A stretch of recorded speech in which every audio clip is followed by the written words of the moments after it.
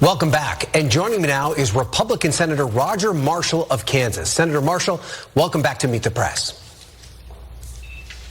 It's great to be with you. All right, let's start with the war in Iran. The war now there has passed 120 days. Secretary Rubio testified that the war is over, yet overnight the U.S. launched new strikes inside Iran. If the U.S. is still bombing Iran 120 days into this conflict, how can the Trump administration credibly say the war is over?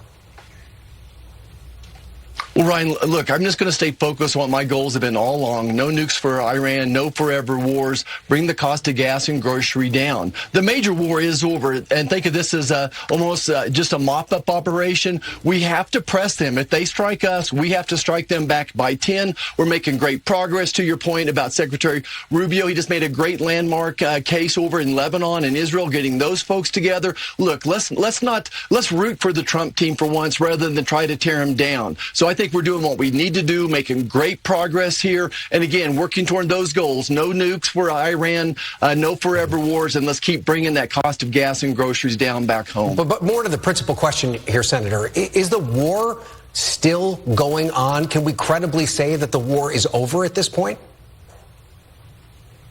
Well, I don't think the war is over. I think there is a detente going on right now that President Trump, for the first time ever, got Iran to sign a document that they will not develop any nuclear weapons in the future. That's great. And then he followed that up with they're going to sign a UN security resolution as well. We're making great progress.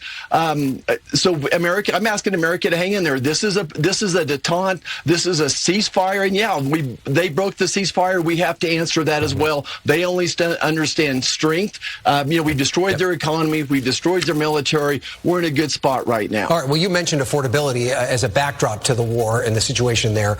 And this week, the housing bill that was passed by a bipartisan measure in both the House and Senate is currently stalled. And that's because President Trump has refused to sign it. I want to show you what White House Press Secretary Caroline Leavitt posted about the Housing Act. She said it was, quote, one of the most significant pieces of housing affordability legislation in American history. She added, promises made, promises kept. But within hours of that post, President Trump canceled the bill signing, saying that it was just of minor importance. Did President Trump break his promise when it comes to housing and affordability?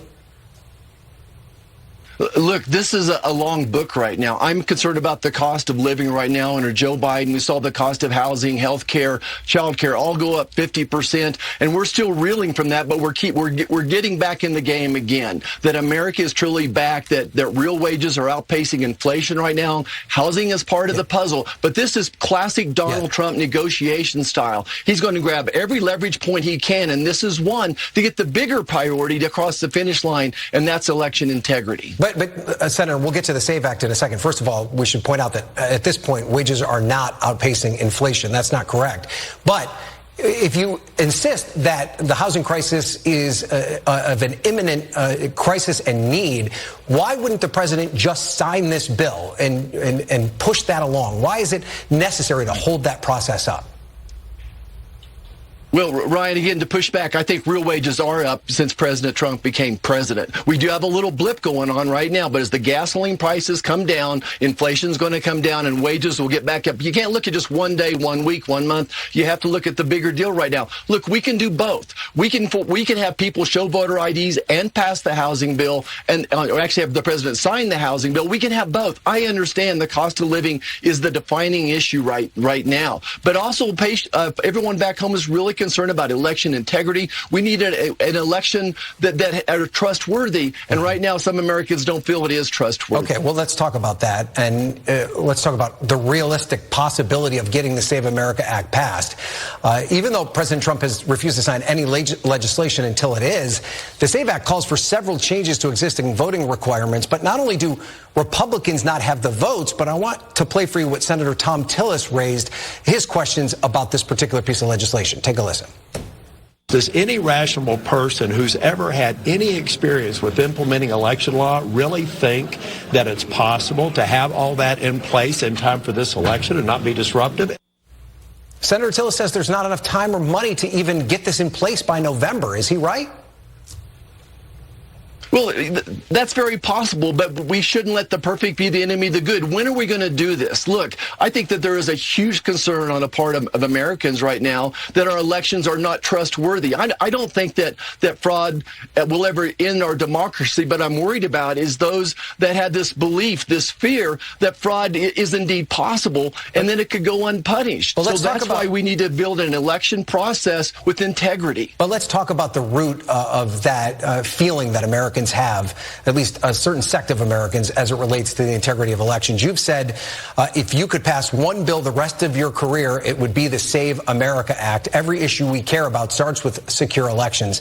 Federal law already prohibits non-citizens from voting. There's no evidence that fraudulent votes have changed any election outcomes. Are you trying to solve a problem that doesn't exist? Look, we make pilots, before they start flying a plane, we make them get a license to do that. We don't wait till they crash a plane until we make them go through a process. The issue right now is that Americans don't feel that the elections are trustworthy. No one wants their vote canceled by an illegal alien or by a dead person. And all you have to do is look at the recent elections in Los Angeles just to see the concern there as well. So I think there's real concerns, and the perception here is reality, Ryan. People want election integrity. That's not 90% of Americans want voter ID, so why not do that? Let's look at the facts connected to this, Senator, because the perception is actually not the reality, particularly when it comes to the claims of election fraud. In fact, it was the Conservative Heritage Foundation that did an exhaustive study on this going back all the way to the 1980s and pointed out that there's only 100 total instances of non-citizens voting. Again and again, part of the problem with election integrity is that President Trump keeps accusing election systems of not being fair and not being secure, but there's actually no evidence to support that. So don't you need to bring to the American people a suite of issues, a suite of evidence that demonstrates this need? Just give me one example of where there was some level of fraud that the Save America Act would have prevented that would have altered an election. Yeah, Ryan, I guess we just look at this differently. I think, again, I'm going back to that an election process needs to be trustworthy, that the election process is important to the backbone and the survival of this nation.